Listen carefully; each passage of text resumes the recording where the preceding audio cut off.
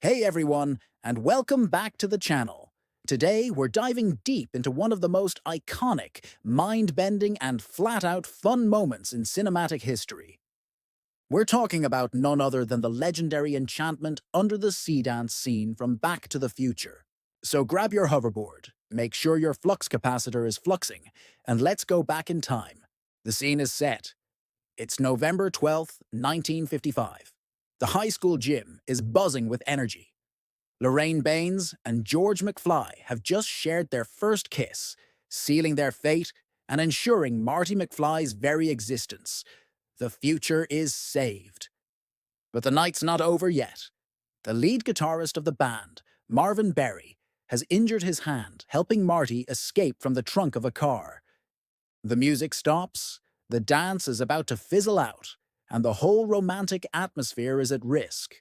The band needs a guitarist, and who better to step in than our time-traveling hero, Marty McFly himself.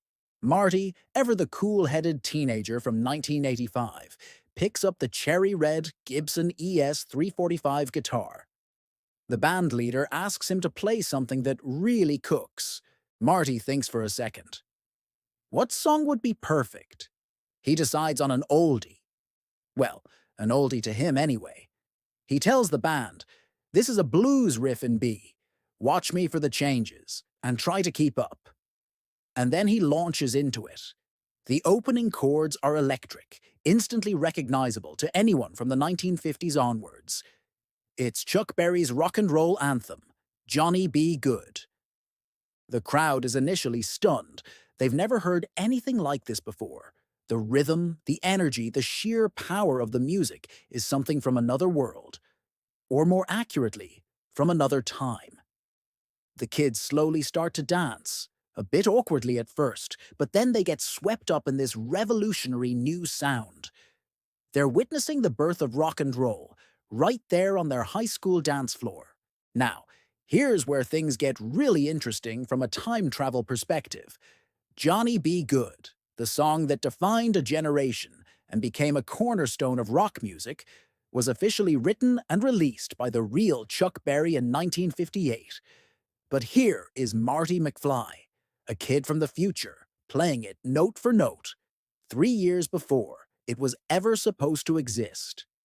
The film doesn't just present this as a cool musical number. It weaves it directly into the fabric of its time travel logic with a brilliant, witty twist. As Marty is shredding his guitar solo, the injured guitarist, Marvin Berry, is so blown away by what he's hearing that he rushes to a payphone. He dials a number and excitedly says, "Chuck! Chuck! It's Marvin! Your cousin, Marvin Berry. You know that new sound you've been looking for? Well, listen to this." He then holds the phone up to the stage, letting his cousin on the other end of the line hear Marty's futuristic performance. This single moment creates one of the most famous paradoxes in film history, known as a bootstrap paradox or a causal loop. So, the big question is, who actually wrote Johnny B. Goode? Did Chuck Berry write it in 1958? Or did he just transcribe the music he heard over the phone from his cousin Marvin, who heard it from Marty McFly, who learned it in the 1980s because it was a famous song written by Chuck Berry? It's a classic chicken or the egg scenario. The song seems to have no clear origin. It exists in a self-contained loop created by the very act of time travel itself. This clever piece of writing is what makes Back to the Future so much more than just a sci-fi comedy. It plays with the rules of time and causality in a way that's both intelligent and incredibly entertaining. The idea that a teenager from the 80s could accidentally inspire one of the founding fathers of rock and roll is just pure genius. And let's not forget the performance itself. Michael J. Fox, who learned to play the guitar parts for the film, absolutely sells it. He channels the energy of rock legends. He kicks over the amp, he does the duck walk, a signature move of Chuck Berry himself. Another layer to the joke, and he gets so carried away that he launches into a 1980s-style Van Halen-esque guitar solo, complete with finger tapping and whammy bar dives. This is the moment the spell is broken. The music becomes too advanced, too aggressive, too future. The teenagers in 1955 just stop dancing and stare, completely bewildered. Marty, realizing he's gone too far, sheepishly ends the performance. He looks out at the silent, stunned crowd and says, "I guess you guys aren't ready for that yet. But your kids are gonna love it." It's a perfect line, a wink to the audience that acknowledges the cultural leap between the 50s and the 80s.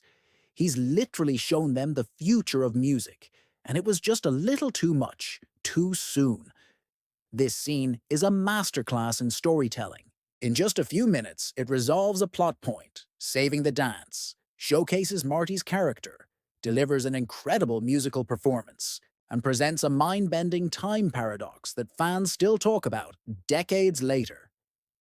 It perfectly encapsulates the film's blend of humor, adventure, and clever sci-fi concepts. It also highlights the central theme of the movie, the interplay between past, present, and future. Marty's actions in the past have a direct and profound impact. He doesn't just fix his parents' relationship. He might have accidentally jump-started a musical revolution. The film suggests that history isn't a fixed, unchangeable line, but a dynamic and malleable thing that can be influenced in unexpected ways. When you think about it, the Johnny B. Goode scene is a microcosm of the entire Back to the Future trilogy. It's fun, it's smart, and it leaves you with a sense of wonder. It's a celebration of music, of pop culture, and of the delightful chaos that ensues when you mess with the timeline. It's one of those movie moments that is so perfectly constructed, so full of joy and wit, that it's impossible not to smile every time you see it. So what do you think? Who really wrote Johnny B. Goode? Is it a paradox with no solution? Or is there a logical explanation we're all missing? Let me know your theories down in the comments. I'd love to read what you all think about this classic cinematic puzzle. Thanks so much for watching and taking this trip down memory lane with me. If you enjoyed this video and want to see more deep dives into your favorite films, don't forget to hit that like button and subscribe to the channel so you don't miss out on our next adventure. See you in the next one.